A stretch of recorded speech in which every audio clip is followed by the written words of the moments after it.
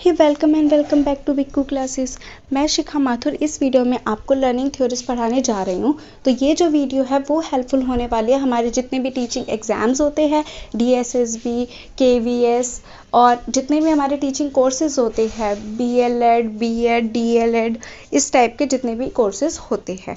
जो हमारी learning theories है वो 4 होती है। थॉर्नडाइक की trial and error, Watson and Pavlov की क्लासिकल कंडीशनिंग, स्किनर की ऑपरेंट कंडीशनिंग और कोलर की इंसाइटफुल लर्निंग। अगर आप टीचिंग कोर्स कोई कर रहे हैं या फिर आप टीचिंग एग्जाम्स की तैयारी कर रहे हैं तो आपको पता होगा कि लर्निंग थ्योरीज कितनी ज़्यादा इंपॉर्टेंट है।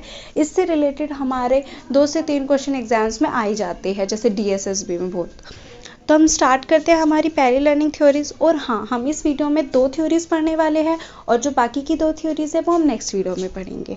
हम स्टार्ट करते हैं थॉर्नडाइक की ट्रायल एंड एरर, जिसको हम SR थ्योरी ऑफ लर्निंग भी बोल देते हैं और इसको हम कनेक्टिनिज्म के नाम से भी जानते हैं। तो थॉर्नडाइक ने चिकन्स पर, रैट पर, कैट पर एक्सपेरिमेंट किया था, लेकिन हम जो पढ़ने वाले हैं वो कैट का एक्सपेरिमेंट पढ़ने वाले हैं। तो इन्होंने क्या करा था, कैट को एक पिंजरे में बंद कर दिया था और बाहर ये एक फ़िश रख दी थी और उस फ़िश की स्मेल से जो कैट है वो बाहर निकलने की कोशिश करती है उसे खाने के लिए।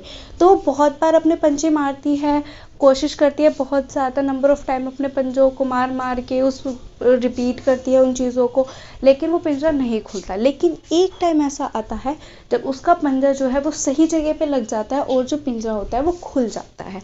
उसके बाद जब उसको दोबारा पिंजरे में बंद किया जाता है तो वो फटाक से उस पिंजरे को खोल देती है। इससे थॉर्नडाइक ने ये बताया कि हम ट्रायल और एरर से जो है लर्निंग कर सकते हैं। इसलिए इन्होंने बोला था कि जो लर्निंग है वो कुछ नहीं होती, बस कि जितने भी हमारे करेक्ट रिस्पॉन्सेस हैं उनको आप सेलेक्ट करते जाओ और जितने भी हमारे इनकरेक्ट रिस्पॉन्सेस है उनको हटाते जाओ।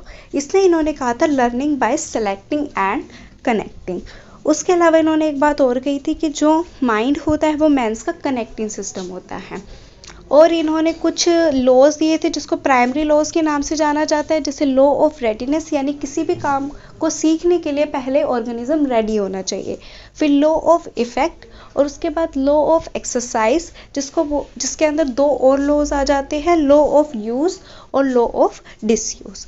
और इन्होंने एक बात और कही थी कि इन्होंने जो इम्पोर्टेंस है वो दी थी रिवॉर्ड्स को और प्रेज को, ना कि पनिशमेंट और ब्लेम को।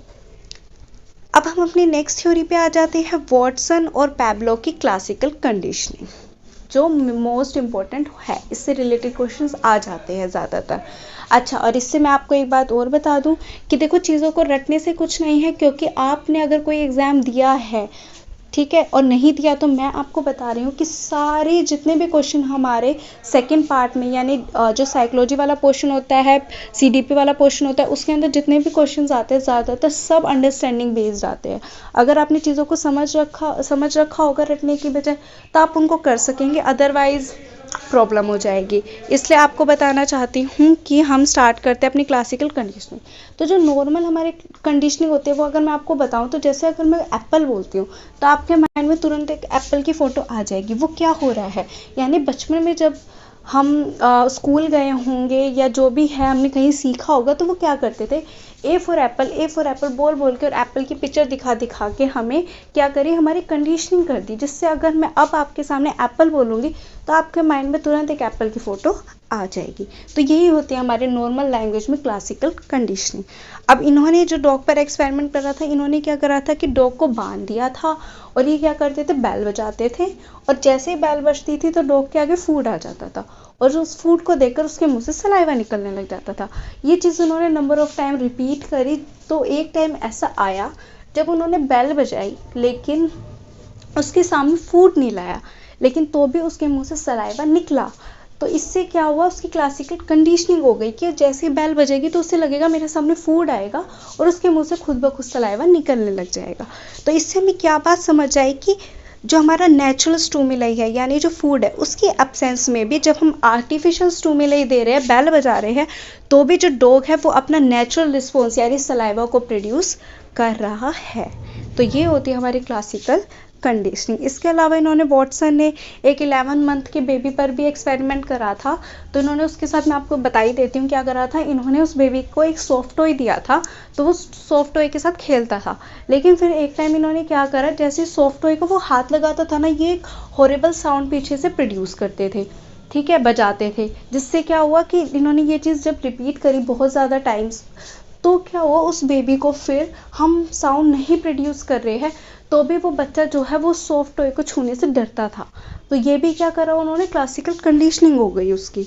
और इस क्लासिकल कंडीशन में क्या होता है, जो भी ऑर्गेनिज्म होता है वो क्या होता है, पैसिव होता है। इसका मतलब क्या है कि उसको वेट करना पड़ता है कुछ ना कुछ स्टिमुलाई होने के लिए। जैसे डॉग को बेल का वेट करना पड़ रहा था अपने मुंह से सलाइवा प्रोड्यूस करने के लिए, ठीक है। होप आपको दोनों लर्निंग थ्योरी समझ आई होंगी अच्छे से, ठीक है। इसके अलावा अगर आपको कुछ, उसके अलावा भी आपको अगर कोई डाउट है तो आप हमें कमेंट सेक्शन में बता सकते हैं। और हमने इस वीडियो को मैंने इसलिए शॉर्ट में कंप्लीट करा है ताकि आप थोड़े टाइम में ज़्यादा चीज़ें सीख पाएँ, ठीक है। क्योंकि साइकोलॉजी का सिलेबस इतना ज़्यादा है किसी भी टीचिंग एग्जाम्स के लिए कि आप जितना पढ़ेंगे ना उतना ही कम है। So thank you. अगर वीडियो आपको हेल्पफुल लगी हो तो वीडियो को लाइक करें, शेयर करें, चैनल को सब्सक्राइब करें। Thank you.